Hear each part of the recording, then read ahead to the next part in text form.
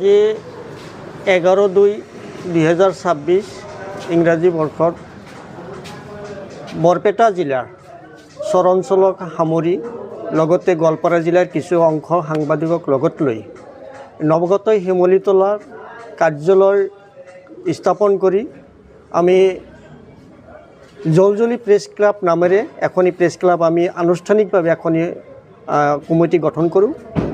কমিটিখনত আমি সভাপতি হিচাপে আমাৰ ইনামুল হক আছে, সম্পাদক হিচাপে বাহৰুল ইছলাম আৰু মই মুখ্য উপদেষ্টা হিচাপে আছোঁ।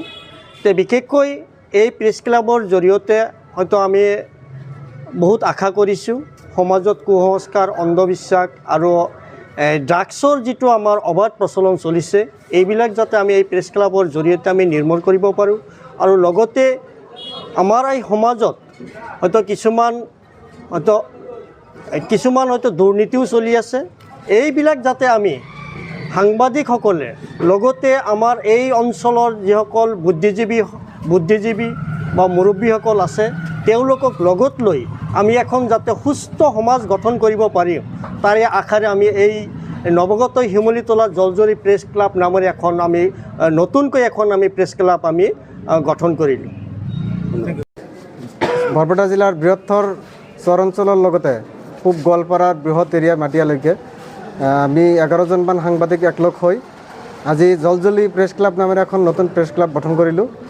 আমি আশা কৰিছোঁ এই বৃহত্তৰ অঞ্চলৰ ৰাইজৰ স্বাৰ্থত যাতে আমি সমাজৰ দাপোন হৈ আমি সত্যনিষ্ঠা বাতৰি প্ৰচাৰ কৰিব পাৰোঁ তাৰ বাবে সকলোৱে সহযোগিতা কামনা কৰিছোঁ।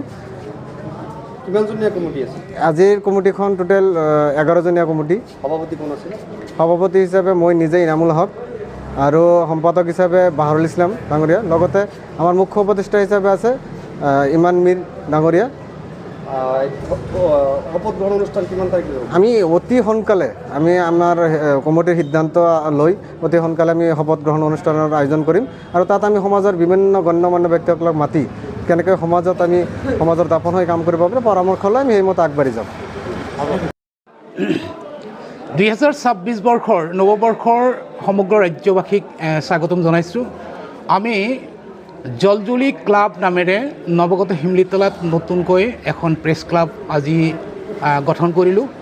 বৃহত্তৰ চৰ অঞ্চলৰ লগতে গোৱালপাৰা জিলাৰ বিভিন্ন প্ৰান্তৰ পৰা সাংবাদিকসকলক একত্ৰিত কৰি আমি 2026 চনৰ নৱবৰ্ষত নতুনকৈ প্ৰেছ ক্লাবখন আজি আনুষ্ঠানিকভাৱে গঠন কৰিলোঁ। আমাৰ আজিৰ এই প্ৰেছ ক্লাবৰ 11জনীয়া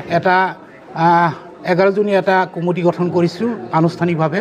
এই কমিটিখনক মই সম্পাদকৰ দায়িত্বত আছোঁ, মই বাহৰুল ইছলাম। মোৰ লগত আছে সতীৰ্থ সাংবাদিক ইনামুল হক, তেখেতক সভাপতি হিচাপে আনুষ্ঠানিকভাৱে আজি দায়িত্ব দিয়া হৈছে আৰু মুখ্য উপদেষ্টা আছে মোৰ লগত ইমান মীৰ। লগতে মুঠ 11জনীয়া বিভিন্ন পদত আমি দায়িত্ব দিয়া হৈছে। সেই 11জনীয়া কমিটিখন আনুষ্ঠানিকভাৱে আজি গঠন কৰা হ'ল। অনাগত সময়ত কিছুদিন পিছতে আমি এই নৱগঠিত কমিটিখন আনুষ্ঠানিকভাৱে শপত গ্ৰহণ অনুষ্ঠান আয়োজন কৰিম।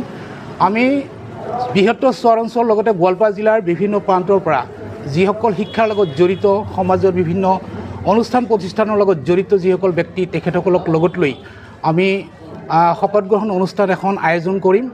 এই শপত গ্ৰহণ অনুষ্ঠানৰ পিছতে আমাৰ প্ৰেছ ক্লাবৰ জৰিয়তে যিবিলাক সমাজৰ বিভিন্ন অভাৱ অভিযোগ, বিভিন্ন কুসংস্কাৰ, বিভিন্ন অসামাজিক যিবিলাক কাম আছে সেই কামসমূহৰ ওপৰত আমি প্ৰেছ ক্লাবৰ জৰিয়তে কিছু তথ্য সংগ্ৰহ কৰি আমি কিছু সজাগতামূলক অনুষ্ঠানো আমি আয়োজন কৰিম। গতিকে আমাৰ এই প্ৰেছ ক্লাবৰ উদ্দেশ্য হ'ল যিহেতু বৃহত্তৰ চৰ অঞ্চল লগতে গোৱালপাৰাৰ বিভিন্ন প্ৰান্তৰ আমি মুঠ 11জনীয়া সাংবাদিক ছেটেলাইটৰ লগতে বিভিন্ন বিভাগৰ সাংবাদিক আমাৰ লগত আছে।